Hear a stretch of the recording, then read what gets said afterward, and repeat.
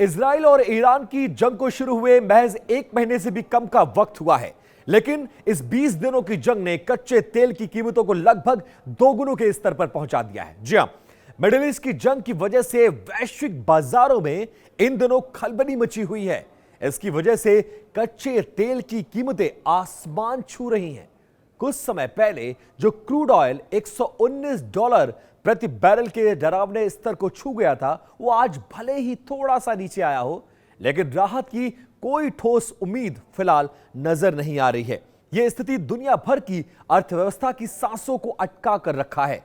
आंकड़ों पर नजर डालें तो बाजार की घबराहट साफ समझ में आती है। फिलहाल अमेरिकी बेंचमार्क WTI क्रूड की कीमत लगभग $94 प्रति बैरल के आसपास बनी हुई है।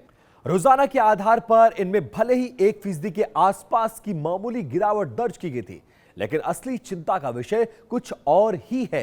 युद्ध शुरू होने से पहले जिस कच्चे तेल की कीमत 65 से लेकर $67 के बीच हुआ करती थी, वो आज $100 के पार पहुंच चुकी है। सबसे चौंकाने वाली बात यह है कि पिछले सिर्फ एक महीने के भीतर कच्चे तेल की कीमतों में 43% से ज्यादा का उछाल दर्ज किया गया है।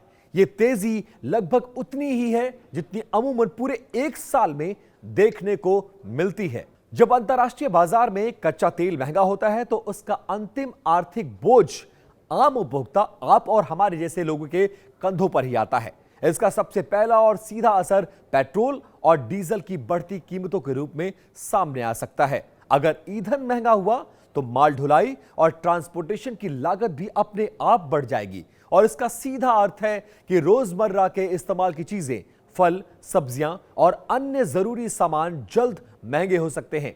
ऐसे में यह स्थिति महंगाई को और भी ज्यादा